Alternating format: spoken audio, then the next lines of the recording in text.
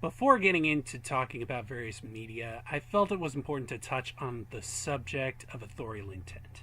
For those who don't know, authorial intent can be summarized as, I made this piece of art, and this is what it's supposed to mean.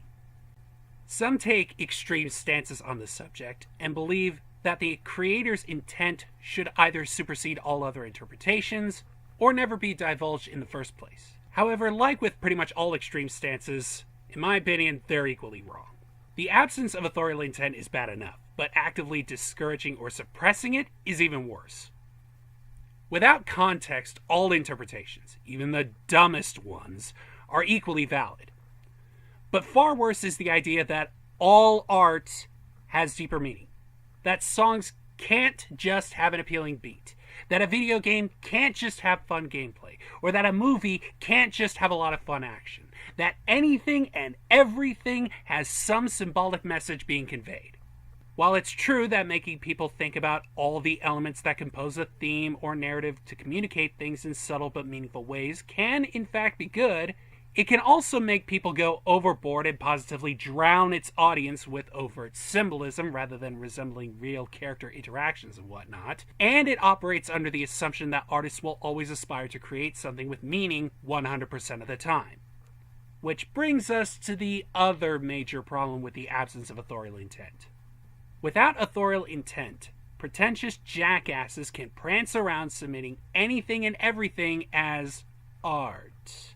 And as long as gullible sycophants exist, they'll gush about the art, either by virtue of having derived a meaning even though none was there to begin with, or going purely by reputation and claiming its brilliance, even as they say nothing because the artist is just a misunderstood genius. No. Just no. What's more, the issue this extreme might seek to rectify regarding an absolutist perspective of authorial intent only makes it change form.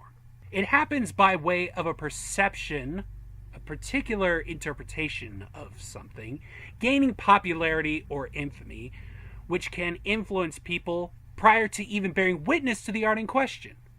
So as long as it's popular, makes just enough sense that people can follow the train of thought, and the authorial intent is absent, people can claim Mr. Rogers is about bringing back and supporting slavery, or that a pro-Holocaust painting is actually about supporting women's rights.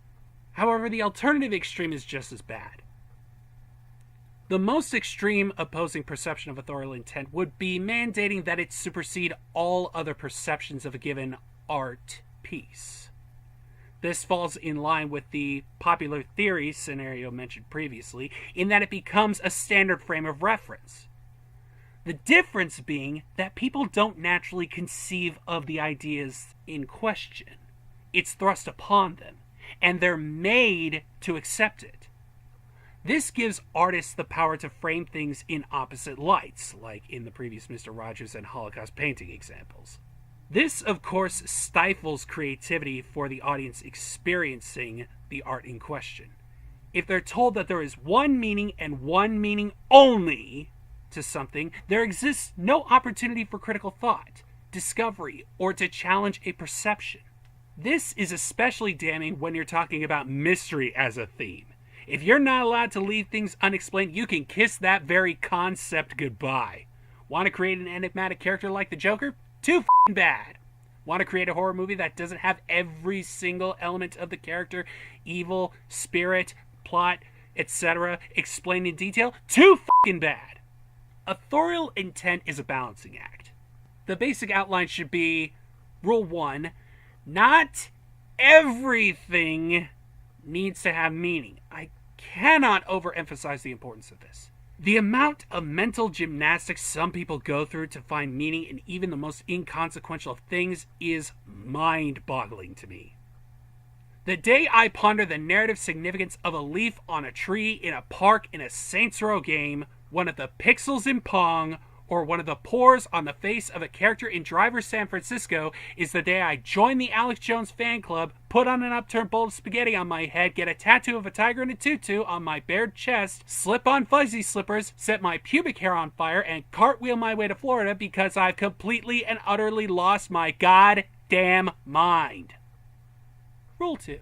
Rule 1 does not excuse contradictions or lack of critical thought. What characters say, do, the events that take place, etc. None of these things need have some hidden meaning relating to the overarching story.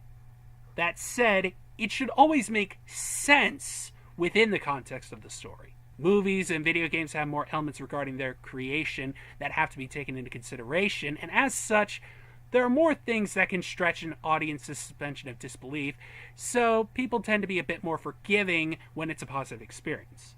However, this does not license one to have scenarios pop up that go against everything purely for its own sake.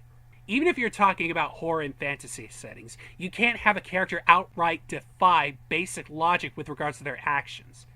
That said, you can still have characters say and do stupid things, as long as there are factors such as neurochemicals, powerful emotions, stress, and the like to sway them, and that the things aren't too stupid. Consistency. Don't have a monster driven back by light only for it to show up in broad daylight later on with no explanation as to why it's able to do so, and human beings as characters should be the standard. With those out of the way, Rule 3. Authorial intent is important. If you have a message and things that contribute to it, clarify them later on.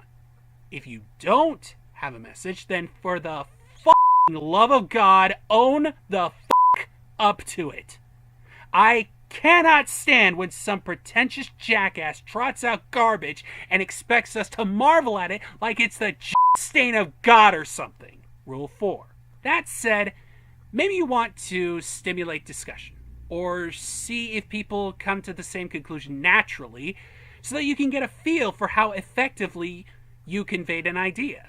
Then give the appropriate amount of time before going public with your original intentions. I.e., if you've got some kind of blockbuster release that's seen by millions of days, give it like a month after the home video release. If you've got an indie project that next to no one sees, then you might have to give up and post the meaning once the audience total has passed its peak. Rule 5. With regards to mysteries and horror, maybe you want an element of a character or monster or event to remain unexplained. The genres pretty much demand it, but it's not as though you can't say that you, quote, didn't want things to be explained. Or maybe you had an idea for either an element or the whole story, then realized it was dumb, but still really wanted to try something that could only work in that story or scenario. Well, the truth should come out eventually. But if you don't want to sully the reputation of your creation, see if someone else has a more interesting interpretation. Then basically say, what I intended was this. But as far as I'm concerned, this person's theory is way better. And as far as I'm concerned, that is what this should have been. And from now on, that's basically going to be my standard for what transpired, or the meaning behind it, or what have you. But, that being said, never, ever talk like it was your intention all along. Own up to your damn failings. Rule 6. Everything is subject to criticism. If you create a theory stating that Tetris was an anti-Semitic piece of Nazi propaganda, you can hate the creators all you want, but all the people on the planet with brains get to call you a moron and your theory garbage. Rule 7. Popularity is dangerous, so mind your rhetoric. By that I mean, there's a good reason why I'm going to say things like, this can be interpreted as, one could perceive this as, if you look at it this way, my theory on the subject is, etc. Because the way information is conveyed can subtly suggest that it's the way to interpret things. Making sure that we mind our rhetoric helps put our ideas on equal footing.